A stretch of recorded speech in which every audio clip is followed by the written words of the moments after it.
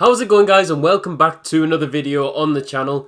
Today I have something different. It is a player review. I'm going to be doing a lot of player reviews, probably for more cheaper players, but we were lucky enough to pack Frenkie de Jong from the marquee matchups. Chelsea versus Liverpool, did it last night, I think at 1 AM in the morning, got Frenkie de Jong, and he looks like an absolute monster. I cannot wait to use this card. He looks to be really good. Before the game came out, I previewed his card and thought, that looks really nice. 4-star skill moves, 3-star weak foot. He's got medium high work rates, which is quite strange. I thought he'd be more attacking, but that is the player we are going to be looking at today. Before we get into it, if you do enjoy, please do drop a like down on the video. It would be much appreciated, and subscribe for much more FIFA 20 content. But let's get straight into it. So then, Frenkie de Jong, he is the card we are reviewing today, and I'm going to be playing around 4-5 games with the card, not too sure yet. Enough so I get a great feel of the card and that I can give my honest opinion on him, because I've watched a lot of player reviews, especially from Marshall. He is amazing at player reviews, so if you haven't seen his, I'm sure you have, make sure to check him out. But look at this card. Base stats, 80 pace is really nice. Passing, 86, lovely. Short pass at 92. Dribbling, 89 is amazing as well. And the physical stats I really like. He's really strong at everything, really. Apart from the shooting. The shooting is the one part of this card that does let him down.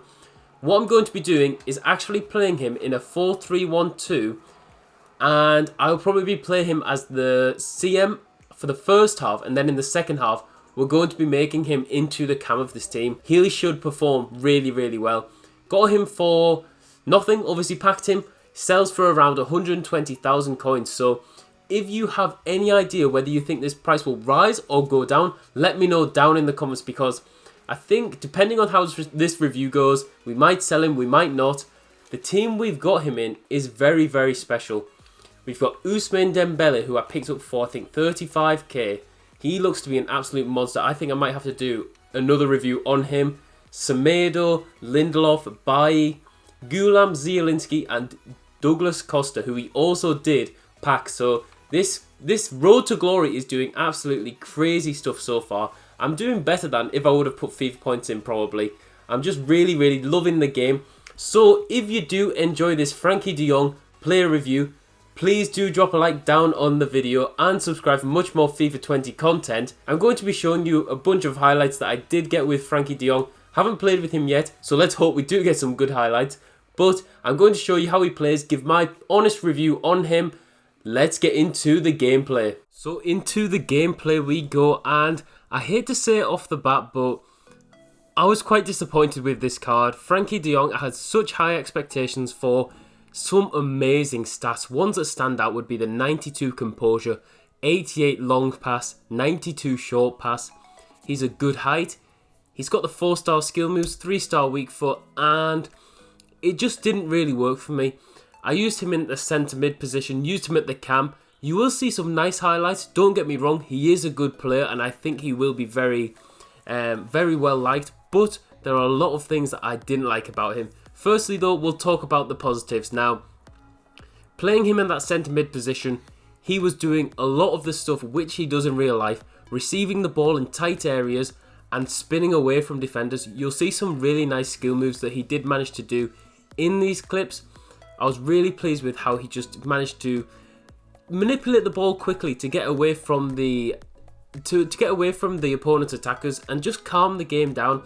Doesn't matter what skill it was, he was really good at doing that, and he was good, well, excellent at actually doing dribbling on the run, especially in the box, and just causing havoc for my opponents. The next positive with this guy is the passing. Like I mentioned, 88 long pass, 92 short pass. You just saw an amazing assist to Douglas Costa, and it was just on the money every time. The passing was a joke, whether it was a first time pass, whether he had time to pick out the pass for the attackers. He was just so good with the passing, and I think that's what benefited him from playing him in the cam position. He set up so many chances that were just wasted, either by himself ultimately wasting them because his finishing wasn't the best, as you'll see, or for the teammates. We had Ousmane Dembele and Douglas Costa up front. A lot of pace which he could actually play the ball into behind, And a lot of the time, it was Frenkie de Jong who was picking the ball up from a deep position, running all the way up to the attack, playing the ball to our players, and ultimately finishing off the move if he was successful, or setting someone up with a great chance. But I don't know, he just wasn't doing it all the time. I played, I think, 5 games with him, and he got quite a couple of assists and a few goals. We'll confirm at the end how many, and he was getting in nice spaces, but the negatives outshone the positives for me. I don't think I'll be keeping him in the team. 120k, I'm not sure exactly what he'll go for, but for me, I think 120k I'm happy to take. If he rises though, I'll be quite annoyed. I just don't think at this moment in time, Frenkie de Jong is that type of guy that I'm looking for. Lovely goal by him there, but if you compare him to the players that we had in the team, Zielinski is very similar. I would personally say Zielinski is very similar. Napoli player, and it was hard to tell which one was which, to be honest. They look very, very similar in game. Obviously, de Jong has the better finishing. Not the best finishing, sorry. The better dribbling. But Zielinski has a 5-star weak foot, 4-star skill moves, and I was almost getting confused which one was which. As I say, he creates the space from the defending. Although he does lose the ball, we were able to come on the counter-attack from Frenkie de Jong, just calming the play down, then speeding it up. He does that so well in real life. But yeah, for 120k, I'm not really sure whether this guy is worth it, just because you could go for Fabinho. I saw Fabinho go for around 60k this morning on Xbox. Now, that is an amazing price for Fabinho, in my opinion, because he can stay in your team for the rest of the year, whereas this Frenkie de Jong, hopefully he gets a few more informs to add to his ones to watch.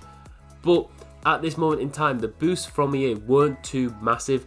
I don't think they'll make a massive impact on this card comparing it to when it is released, the 85 version. I just think save your coins, maybe get the ones to watch, because he's looking like he's been at Barcelona for so long. He looks to be a fantastic addition for their squad. Don't get me wrong, in real life he looks amazing, but I just think in the game he's lacking just something. I think it's the finishing. You see there, left foot finish.